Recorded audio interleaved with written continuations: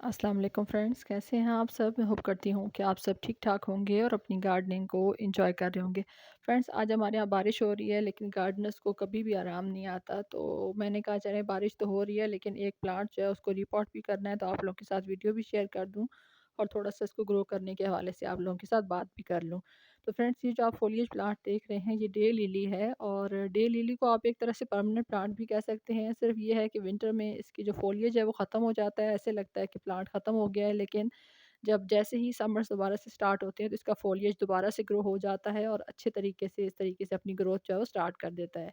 ये मैंने एक छोटे से पॉट के अंदर तकरीबन 4 इंच का पॉट है जिसके अंदर मैंने लगाया और अब इसके अंदर इसकी रूट पाउंडिंग शुरू हो गई है, तो अब इसको रीपॉट करना बहुत ज़रूरी है और ये टाइम ख़ास तौर पे आइडियल होता है रीपॉट करने के हवाले से या कटिंग्स करने के हवाले से, ख़ास तौर पे फ़रवरी-मार्च में। तो अभी इसको मैं रीपॉट कर रही हूँ और दोनों के साइज़ का आपको अंदाज़ा हो रहा होगा। पॉट एक छोटे साइज़ का पॉट है, एक बड़े साइज़ का, तो आप इस तरीके से अपने जो प्लांट्स हैं, उनको आहिस्ता-आहिस्ता बड़ा साइज़ का पॉट ऑफ़र कर सकते हैं। तकरीबन हर साल आप अपने जो पॉट साइज़ है उसके अंदर थोड़ा-सा इज़ाफ़ा कर सकते हैं। तो ये माशाल्लाह से देखिए कितनी अच्छी इसके अंदर रूट्स डेवलप हो चुकी हैं। तो अब इसको जो है वो मैं रीपॉट करूँगी और सैंडी सॉइल के अंदर आपने इसको ग्रो करना है।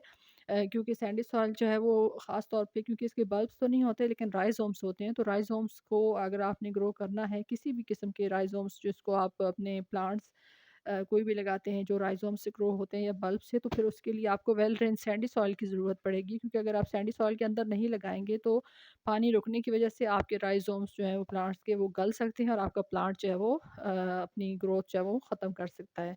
तो इसके अंदर ये ठीकरी निकालना मैं भूल गई थी, तो अभी मुझे याद आया, तो मैंने इसके अंदर से इसका जो पीसेस है वो निकाल लिया, क्योंकि अगर ये ना निकालें तो फिर रूट्स जो है वो अच्छे से खुल के डेवलप नहीं हो सकती। तो अभी जो है इसके 2 मैंने ऑनलाइन परचेज़ किए थे राइज़ोम्स, तो उसके बाद जो है ये तीसरा इसने बेबी दिया है, तो अब इसको मैं बड़े साइज़ का पॉट इसलिए दे रही हूँ। आहिस्ता-आहिस्ता जब ये मल्टीप्लाई होते रहेंगे तो इसके साथ पॉट का जो साइज़ है वो मैं बढ़ाती रहूँगी। तो इसको जो है वो आप किसी भी टाइम पे ग्रो कर सकते हैं, लेकिन इसका ग्रोइंग पीरियड क्योंकि समर्स होता है तो उसमें आप इसको जो है अगर आप इसके राइज़ोम्स मिलते हैं तो आप इसको इस तरीके से ग्रो कर सकते हैं। इसमें 2 वैराइटीज़ होती हैं, हाइब्रिड में काफ़ी ढेर सारे कलर्स होते हैं, लेकिन जो कॉमन डे लिलीज़ हैं उसके अंदर येलो और साथ-साथ ऑरेंज कलर होता है। तो ये मैं नेट के नीचे इसको अब मैं रख रही हूँ, क्योंकि मैंने बताया है कि बारिश हो रही है हमारे यहाँ, तो इसको जो है वो 5 से 6 घंटे की धूप चाहिए होती है। अगर आपने इसके अंदर फ्लावरिंग लेनी है तो इसको 5 से 6 घंटे की धूप जहाँ पे पड़ती है वहाँ पे आप इसको रखें। अगर आप इसको शेडी प्लेस पे रखेंगे तो इसका फॉलिएज बनता रहेगा, लेकिन इसके अंदर फ्लावरिंग जो है वो नहीं होगी। तो बाकी ये है कि इतनी कोई ख़ास इसके ऊपर किसी किस्म का पेस्ट का अटैक नहीं होता। अगर हो तो आप इसके ऊपर नीम ऑयल का स्प्रे कर सकते हैं।